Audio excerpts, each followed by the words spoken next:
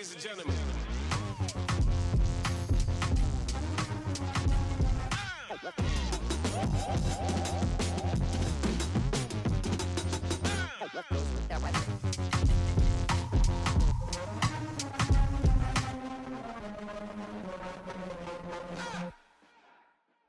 Hey guys, I'm here today at Country Heritage Winery in beautiful downtown Nashville. This place is amazing. Now, I'm not a big wine drinker, but let me tell you, I've tasted some stuff in here that might have changed my mind. The ambiance is amazing. The selection is vast and very good. And I'm just going to tell you, you're going to love the experience. So come on in with me and enjoy Country Heritage Winery.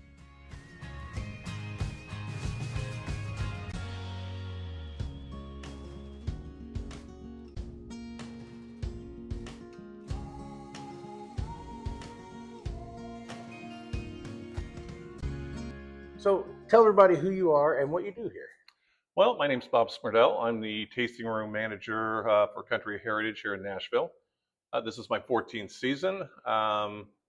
Started out the winter of 2011. Wow. And then I've been here ever since. So what's different about Country Heritage Winery than other wineries around here? Here in the county, every winery I think does something really well. Country Heritage is a winery out of Layado, Indiana, which is just north of Fort Wayne by a few minutes. Been there, we're celebrating 13 years, and we're blessed with great ownership and an exceedingly good winemaker. So I think what sets us apart is the effort that we put into what we're doing and the level of dedication from the tasting room employees all the way up to ownership. Everybody puts their heart into what they're doing here, and I think it shows that love in the product that we put out and the service that we deliver to the community. So when you're talking about the vineyard being that close to Michigan, does that make a difference, those harsh winters up there? Well, that's one of the things that we focus on. We do a lot of Indiana grapes, and these grapes have been bred for their hybrids, and they've been bred for these harsh winters. A lot of those hybrids that we use and that we grow in our vineyards were developed at the University of Minneapolis in Minnesota that have done quite a bit of work with hybrids to grow grapes in this region of the type that we prefer to grow. But no, we grow on a little over 100 acres. There's a huge facility, 2 full kitchens, 2 tasting bars, a huge event area out back where we have live concerts in season. It'll seat over 900 people indoors in the wintertime. We just opened a distillery. That's kind of the logo that's the new logo of the winery. The BR is for Backroads. So we've just opened a distillery just about 2 months ago, about 2 years in the making. So, we're always looking for growth. All up there in Northeast. Yeah, everything that's in this building, as well as that building, is all produced by Country Heritage.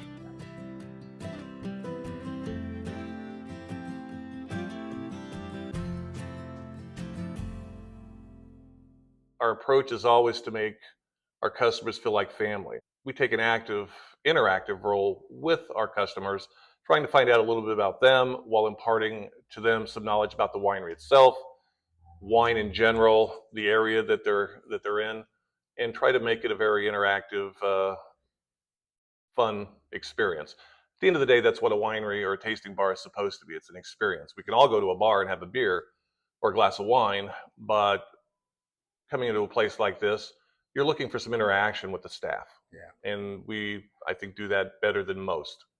Leave with a good feeling and a little bit more knowledge, and it's always enjoyable. Yeah. My thing is happy people, and sure. At the end of the day, that's the goal. And I think we have a very good product. Just a matter of finding out what that person is looking for, and then guiding them through the experience to help them make the selections. Nice.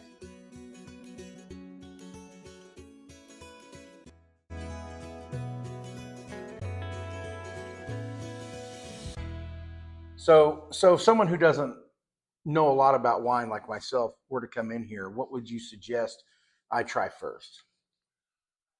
In general, most people that are new at wine drinking will gravitate towards the sweeter wines. They're just easier on the palate. Drier wines have some astringency to them that is off-putting to some people. And we always suggest trying the things that you like, or the things that we think that you're going to like, and then we throw in a curveball. We're going to, put in a dry white or a semi-dry white or a dry red that's easy drinking. We have a nice red called Tempranillo. It's a Spanish grape by origin, and it's just a very smooth, easy drinking dry red. So we'll suggest that to someone. Some people don't want to, they just stay away from dry wine. And so with that, we make suggestions on what we think are the favorites here, what are our favorites, and then what sells the best. And then we really try to encourage them to read the descriptions and make choices on their own as we try to help them along the way. So you mentioned you guys are celebrating 13 years. Right. How did this come around? Ownership, Jeremy and Jennifer Luter are out of the north of Fort Wayne. And, 14 or so years ago, Jennifer wanted to add fruit to the mix. Up until then, it was vegetables, basically. Corn, soybeans, that kind of stuff. There was a farm adjacent to their property that they purchased that produced blueberries, blackberries, raspberries, strawberries, fruit, right? So they picked that up and then found that they had a lot of folks in the area bulk purchasing the fruit to make wine. And they thought, well, let's try our hand at it. And our blueberry wine, which I think is phenomenal, was the very first wine the winery ever produced. And it met with success. And so you fast forward, 13 plus years, and we have over 50 varietals now with a great combination of dry and sweet and semi-sweet and Indiana grown grapes, and then things that we bring in from the West Coast. So, it's been a journey of love for them so far.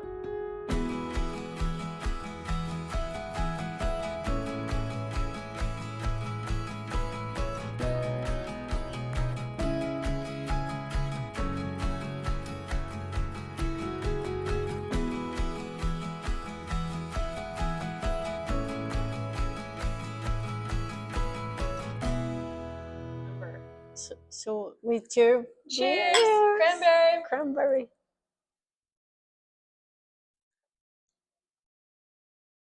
But also it smells. I smell the cranberry. Yeah. This is very desserty. I could Is drink it? this up. This is the blackberry. Okay, cheers. Blackberry. Cheers. Cheers. You smell it. Oh my gosh, this is my favorite. I love this blackberry. Oh my gosh, it's so good.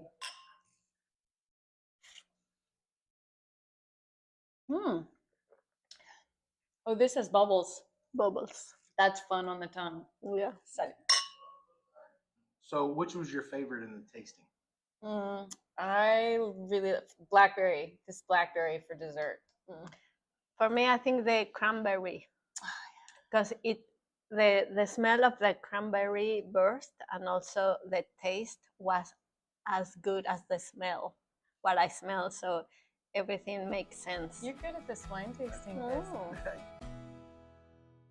You guys do have live entertainment here. It's been something we've promoted from the first days of the winery.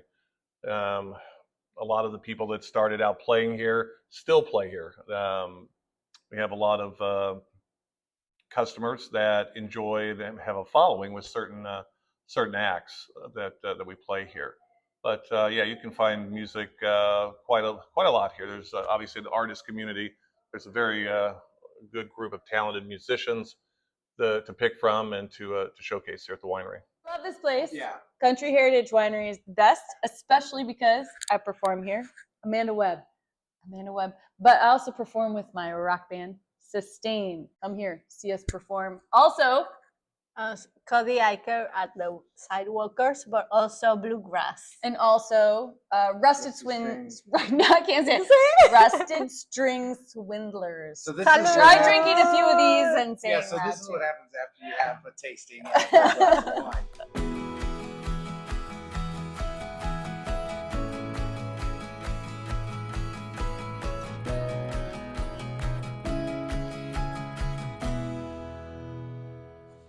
the amount of locals that are supportive in this town, it really does uh, make you feel good about being in the area, because they want you to succeed, because if you succeed, the town succeeds. And that's not always the same in some places when it comes to businesses in an area. They're trying to compete. Sure. Where it seems like this town, no matter what you do, everybody in this town is really hoping for everybody to succeed, and that's really nice. The idea is to get people to come to Nashville, promote that, celebrate that, get them here, and then they're going to choose where they're going to go. Yeah. And if a person likes wine, there's multiple wineries here in town. They're probably going to visit them all. If they're beer drinkers, there's one brewery here. They're going to find it. They're going to find it. There's 2 distilleries here. If they're into spirits, they're going to find them. Yeah. So, and I talk, the Visitors Bureau is right across the street. I talk to them regularly, and that's one of the things that they try to focus on, just getting people to visit. And, once they're here, then they're going to find things to do. There's lots to do here. Well, this is one of the places they should definitely check out, because the setting is beautiful. The interior is amazing. You got a great patio outside when the weather's nice. I've gone by several times and seen people out there with their taste testing little, junket going on. And I've never seen anybody have a bad time here. So I wanted to say thank you for sitting down with me, and I can't wait to get back here and play and also just be in this wonderful place once again. Well, Eric, thanks. I definitely appreciate the opportunity, myself and Country Heritage, for the opportunity to sit with you and to, further promote what we do here. So, from us, we certainly appreciate it. Thank you. Yeah, no problem. Well, guys, get in here and check them out.